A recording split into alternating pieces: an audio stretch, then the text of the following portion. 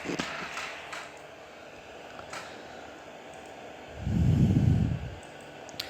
semuanya, kembali lagi di channel saya Ijazsoft. Pada kesempatan kali ini saya akan memberikan review untuk aplikasi pembayaran sekolah atau aplikasi SPP. Jadi sebenarnya aplikasi ini bukan hanya untuk mengelola pembayaran SPP saja, tetapi semua jenis yang ada di dalam semua jenis pembayaran atau semua item pembayaran yang ada di sekolah itu nanti bisa kita kelola atau bisa dihandle dengan menggunakan aplikasi ini ya. Jadi nanti semua item pembayaran apa saja nanti bisa ditambahkan ke dalam aplikasi. Jadi di dalam aplikasi ini ada beberapa menu. Ada di sini ada main menu data siswa, ada menu pembayaran, ada menu buku kas, kemudian di sini ada laporan, ada menu admin dan ada menu info. Pertama di sini adalah menu data siswa. Di dalam data ini ada beberapa menu lagi. Di sini ada menu daftar kelas. Kita bisa menambahkan jumlah kelas yang ada di sekolah kita atau satuan pendidikan yang kita kelola. Di sini ada kelas, tingkat. Nah, tingkat di sini mulai dari tingkat 0 ke tingkat 1, tingkat 2 sampai dengan tingkat 12 ya. Jadi misalkan nanti kelas 1 tingkat 1, kelas 2 kelas 1A tingkat 1A, kelas 1A tingkat 1, kelas 1B tingkat 1. Nah, seperti itu ya caranya nanti. Kemudian di sini ada daftar siswa. Nah, di sini ada beberapa contoh data yang telah saya inputkan. Jadi kita bisa menginputkan data siswa. Di sini ada menampilkan jumlah data, kemudian kita bisa menambahkannya di sini. Ya. Selain itu juga ada menu untuk import file Excel. Jadi misalkan kita punya data siswa dalam bentuk file Excel, nanti bisa diimport ke dalam aplikasi dengan menggunakan menu import file Excel ini. Jadi nanti akan memudahkan Anda di dalam mengelola atau ini ya. Kemudian di sini ada fitur kenaikan kelas di akhir tahun ajaran. Di sini nanti kita bisa melakukan kenaikan kelas terhadap siswa-siswa yang ada. Jadi cara menaikkannya, kita naikkan kelas yang lebih tinggi terlebih dahulu, baru setelah itu dinaikkan kelas yang di bawahnya. Kemudian di sini juga ada fitur pindah kelas, misalkan dia pindah kelas, dan di sini ada tinggal kelas. Kemudian di sini ada juga kelulusan ya. Fitur cetak kartu. Nah, di sini cetak kartu itu bisa kita gunakan atau bisa kita gunakan untuk mencetak kartu SPP. Ya, di sini ini saat pakai di sini kan kita cetak semua untuk di kelas 1. Nah, seperti ini, maka akan tampil seperti gambar di samping. Nah, seperti ini ya. Nah, seperti ini. Nanti captionnya juga bisa kita ubah di sini, pengaturan lembaga ini bisa kita ubah nanti. Ini captionnya. Ini langsung bisa kita ubah, misalkan kartu pembayaran SPP atau misalnya kartu pembayaran uang makan. Nah, seperti itu nanti bisa kita ubah seperti ini. Kalau sudah nanti tinggal tombol simpan dan tinggal cetak ya, seperti itu. Kemudian di sini ada menu pembayaran. Di sini ada jenis pembayaran. Jadi kita nanti bisa menambahkan item atau semua jenis pembayaran yang ada. Jadi misalkan ada pembayaran buku atau pembayaran seragam, di sini nanti kita bisa menambahkan buat jenis pembayaran di sini ya. Jadi jenis pembayarannya apa, kemudian kategori transaksi. Nah, di sini kategori transaksi SPP atau apa, dan di sini kita nanti bisa membuat kategori transaksi ya. Nah, seperti ini. Jadi kita nanti bisa menambahkan semua jenis yang ada, misalkan di sini uang seragam.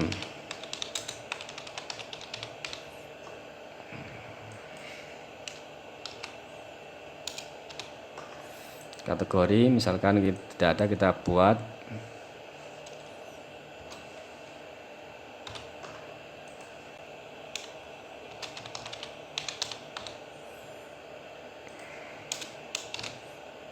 Nah, seperti ini.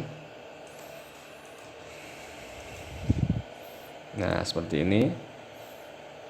Maka di sini kita pilih seragam, kemudian simpan. Nah, di sini nanti kita pilih uang seragam. Nah, ini nama pembayarannya.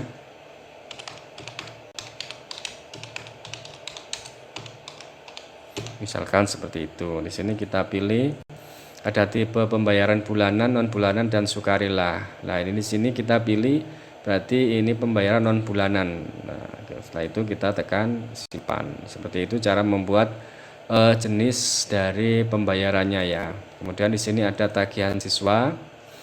Di tagihan siswa ini kita bisa melihat siswa tersebut punya tagihan apa saja atau beban pembayaran yang ditanggung siswa tersebut apa saja. Di sini nanti ada informasi seperti ini. Kalau seperti ini kosong, maka artinya dia belum punya. Di sini kita bisa membuatkan tagihan. Nah, di sini kita bisa pilih tagihan untuk tahun ajaran atau periode. Tagihan untuk periode, tahunnya berapa, kemudian nama pembayaran atau nama tagihan bulanan. Pada kita bisa pilih jika hanya satu siswa saja, berarti kita bisa pilih satu siswa. Ini kita pilih satu siswa, atau misalkan dalam satu kelas berarti kita pilih kelasnya di sini kelas 1. Nah, kita di sini masukkan besar tagihan atau besar biaya untuk seragam. Misalkan di kelas 1 ini biaya seragamnya 150 ya. Kan 150 seperti ini. Kemudian kita klik tombol simpan. Nah, berarti biaya seragam untuk kelas 1 di tahun ajaran tersebut telah kita buat. Di sini kemudian di menu daftar tagihan ini bisa kita lihat seperti ini ya. Jadi setiap siswa sesuai dengan yang kita buat tadi. Di sini ada informasinya, tahun ajaran atau periode. Di sini ada tahun ajaran atau periode, kemudian nama pembayaran, bulan, besar tagihan 150, terbayar sekian, kurang sekian, statusnya belum lunas, seperti itu. Atau bisa juga kita di sini buat lagi nama tagihan SPP misalkan ya, SPP. Di sini kita buat untuk satu kelas. Nah, di sini bulan Juni, bulan Agustus. Nah, misalkan untuk SPP-nya itu 100.000 tiap bulan. Nah, seperti ini. Berarti untuk SPP untuk siswa di kelas 1 tahun 2024-2025 SPP-nya 100.000 ya. Nah, seperti ini. Nah, misalkan ada SPP siswa tersebut yang berbeda dari yang lain. Nah, berarti di sini kita cari namanya, misalkan ini ya. Misalkan ini. Yang pertama ini SPP-nya kita kasih bukan 100.000 tapi 50.000. Nah, berarti di sini kita tuliskan 50.000 nama pembayaran SPP ya. Di sini saya tuliskan 50.000. Kemudian klik tombol simpan. Tagihan untuk sudah ada, apakah ingin menimpanya? Ya, kita timpa karena kita buat tagihan yang berbeda untuk siswa ini. Untuk satu siswa ini tagihannya berbeda dengan yang lain, maka harus kita timpa seperti itu ya.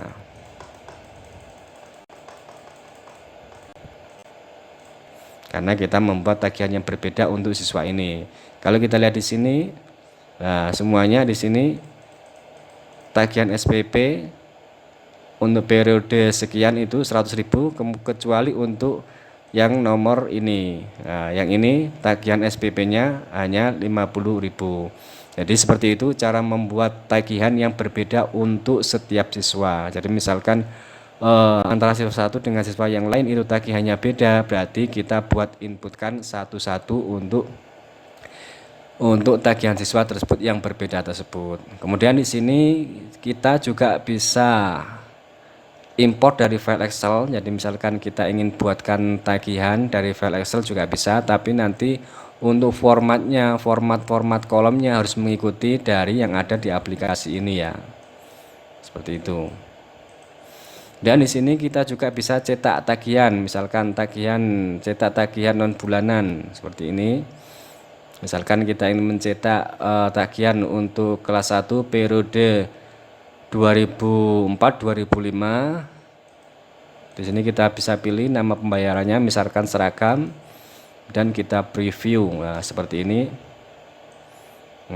Maka akan tampil data seperti ini. Jadi nanti bisa kita cetak. Di sini ada rinciannya, besar tagihan sekian, sudah terbayar sekian, kurang sekian, status belum lunas, seperti itu. Atau di sini kita juga bisa pilih tagihan yang jenisnya bulanan. Nah, seperti ini. SPP periode, kemudian bulan, misalkan untuk bulan Juni saat ini kita print.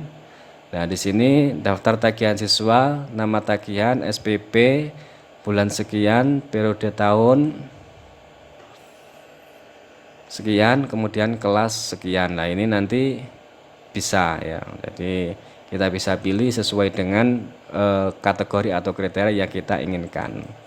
Kemudian di sini misalkan kita ingin mencetak tagihan ini, misalkan mencetak tagihan untuk nama siswa bernama Nita ini. Nah, kita cetak untuk semua tagihan, dari semua tagihan dari Nita ini selama 1 tahun, nanti bisa kita cetak seperti ini. Jadi nanti misalkan kita diminta untuk rekap dari tagihan tersebut, nanti bisa cetakkan seperti ini. Misalkan kita ingin cetakkan tagihan yang ditandai saja atau tagihan yang belum lunas. Nah, seperti ini. Ini tagihan yang belum lunas. Kemudian selanjutnya di sini ada transaksi pembayaran. Jadi untuk melakukan transaksi pembayaran sangat mudah sekali. Di sini kita cukup memasukkan nomor induk siswa, atau kita bisa cari di sini dengan klik tombol ini.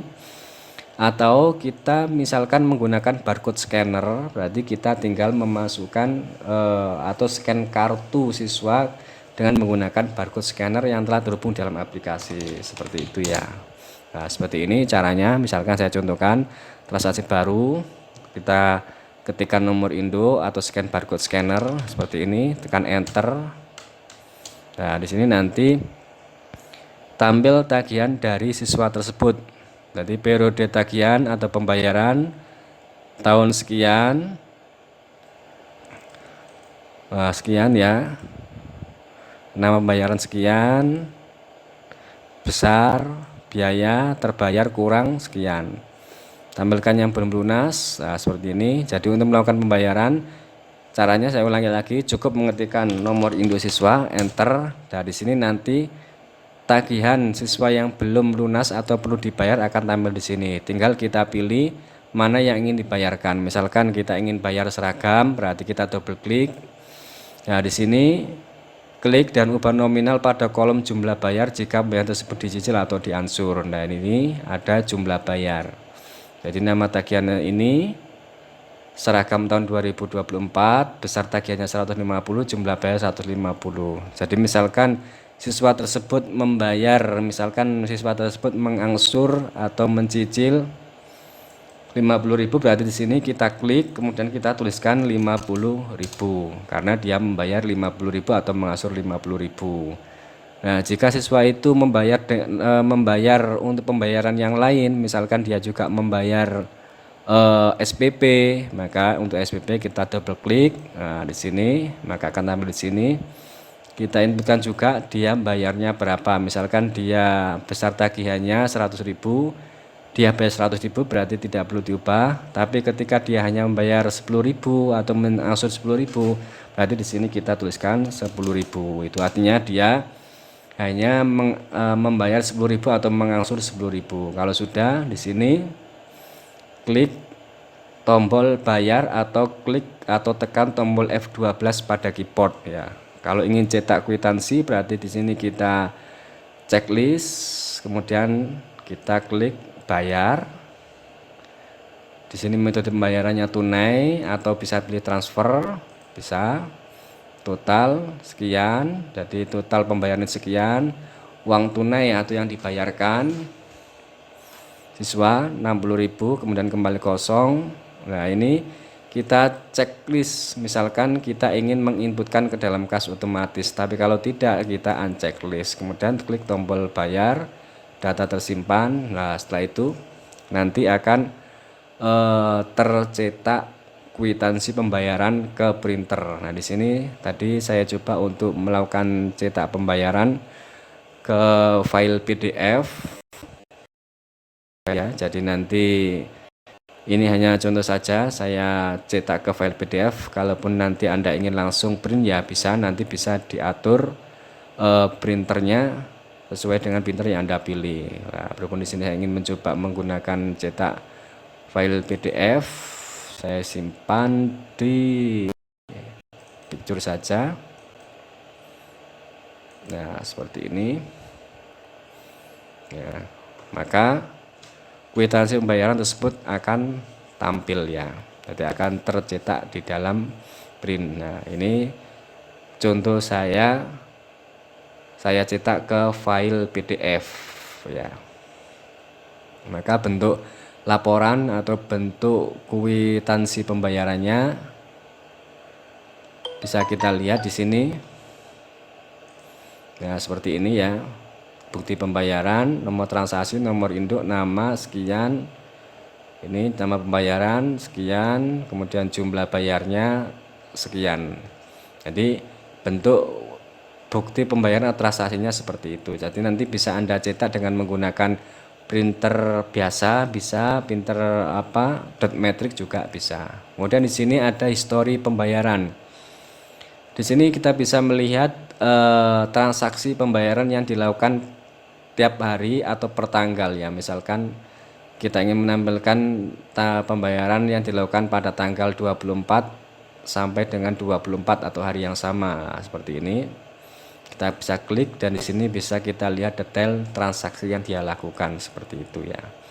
Di sini kita bisa hapus, bisa, kemudian juga bisa kita cetak bukti pembayaran lagi atau cetak data dan detail seperti ini, data pembayaran, data transaksi pembayaran. Nah, seperti ini ada detailnya.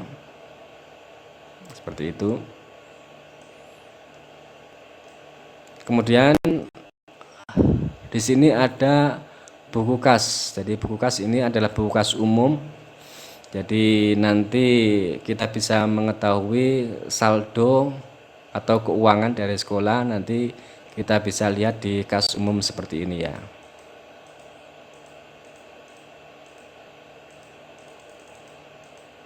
Nah, seperti ini dari tanggal sekian sampai sekian seperti itu nanti ada. Kemudian di sini laporan pembayaran ada beberapa jenis, ada laporan pembayaran per hari ya. Bisa kita ekspor ke file Excel, bisa kita cetak. Seperti ini kalau dicetak.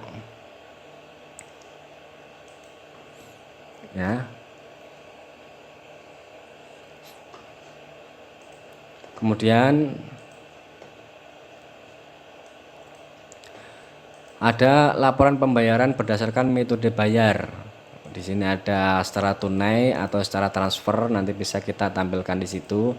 Kemudian di sini ada laporan pembayaran yang ditransfer. Lihat di sini. Kemudian di sini kita bisa melihat laporan pembayaran per bulan. Jadi untuk bulan apa? Nanti bisa kita lihat di sini ya. Contohnya seperti ini, pembayaran SPP dan seragam. Kemudian di sini bisa kita laporan per jenis pembayaran. Jadi kita bisa menampilkan pembayaran apa, misalkan saya ingin menampilkan pembayaran untuk uang seragam. Nah, selama periode sekian sampai tanggal sekian, kita klik tampilkan. Kemudian di sini bisa kita lihat untuk kelas berapa saja, untuk kelas berangkat, untuk kelas berapa atau tingkat berapa. Nah, di sini kita bisa tampilkan seperti itu. Di sini bisa kita cetak, bisa kita ekspor ke file Excel. Kemudian di sini ada laporan pembayaran per siswa. Jadi setiap misalkan kita ingin menampilkan setiap siswa atau histori dari pembayaran siswa tersebut, bisa kita lihat di sini ya. Nah, seperti ini, maka akan tampil nama itemnya, pembayarannya.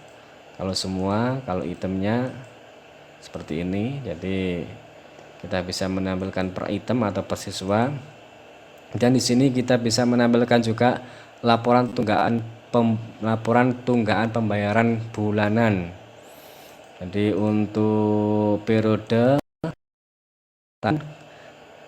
nama siswa, kelas siswa, misalkan kita ingin menampilkan tunggaan di kelas 1.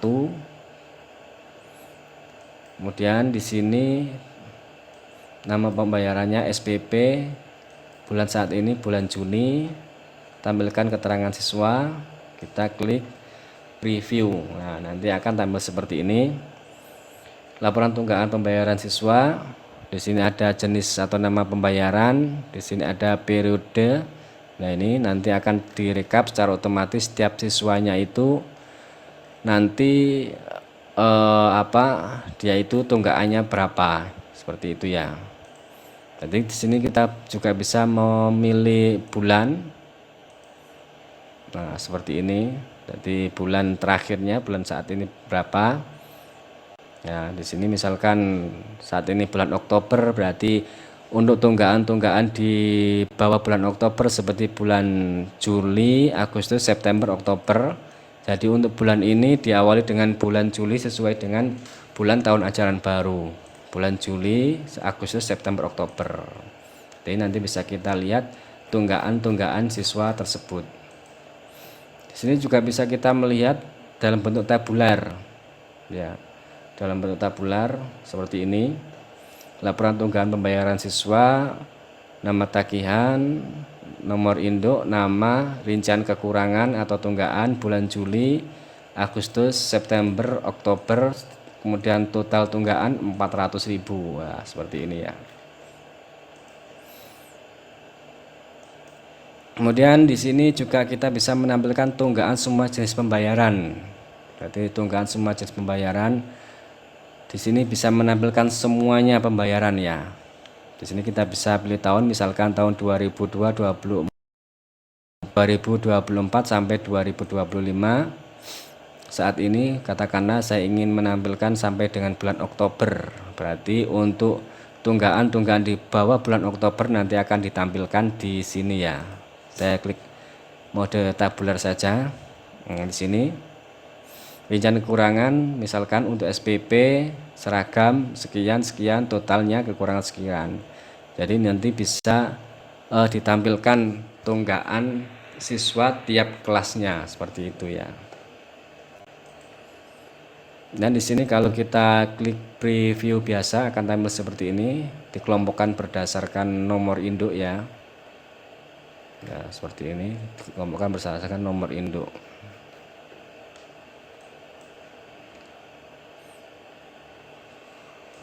Kemudian di sini ada rekap pembayaran per hari. Jadi tiap harinya itu ada pemasukan berapa. Nah, di sini bisa kita rekap. Kemudian rekap pembayaran per bulan. Per bulannya kita dapat pendapatan berapa, per tahun juga bisa. Nah, seperti ini. Rekap pembayaran atau pendapatan. Kemudian di sini kita bisa lihat rekap realisasi pembayaran. Misalkan di periode tahun 2024-2025. Nah, di sini bisa kita lihat ada realisasi pembayaran di tahun 2004-2025 untuk seragam, misalkan total biaya 3 juta, realisasi 50%, realisasi 550.000, berarti di sini hanya 33%. Jadi hanya 33%. Kemudian di sini ada SPP periode 2024. Ini realisasinya total biaya sekian, berarti 20%. Ya, seperti itu. Jadi realisasi dari pembayaran itu. Oke. Kemudian di sini ada menu admin. Menu admin di sini juga ada menu koneksi database. Jadi misalkan aplikasi ini misalkan ada 2 komputer, itu nanti bisa dijalankan secara bersama-sama dengan menggunakan aplikasi ini dengan satu database. Nah, itu nanti pengaturannya di menu koneksi database ini ya. Dan di sini ada menu backup. Kita bisa mengatur backup database secara otomatis dengan kita mengisi follower dari menu backup ini ya. Dan di sini ada restore data untuk mengembalikan data yang telah di backup. Kemudian di sini ada data user atau pengaturan pengguna dari aplikasi ya, seperti ini bisa kita tambah nanti ya. Kemudian di sini ada ganti password dan ada wallpaper, ada setting lembaga. Di sini kita bisa milih beberapa jenis ukuran kertas yang digunakan untuk cetak kwitansi ya. Di sini ada ukuran A4, ada thermal 75, ada thermal 57, ada 21 kali 24 cm A4. Jadi nanti Anda bisa menggunakan ukuran kertas sesuai dengan printer yang Anda gunakan. Kemudian di sini ada printer kwitansi.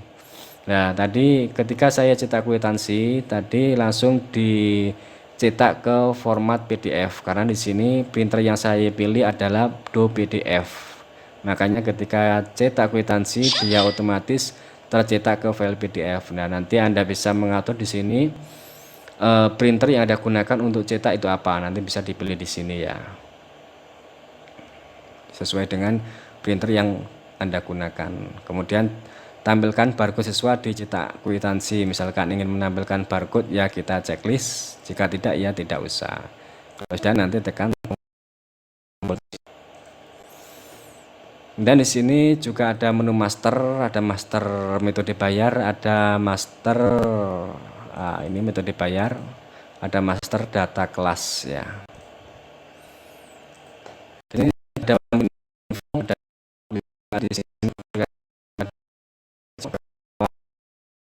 24. Nah, misalkan nanti Anda ingin menggunakan aplikasi, nanti bisa menghubungi saya di nomor WhatsApp ini ya. Nah, itu sekian tadi seputar aplikasi pembayaran sekolah. Jadi nanti misalkan Anda ingin tertarik menggunakan, bisa langsung menghubungi saya atau download di website resmi saya. Dari saya sekian, cukup, terima kasih.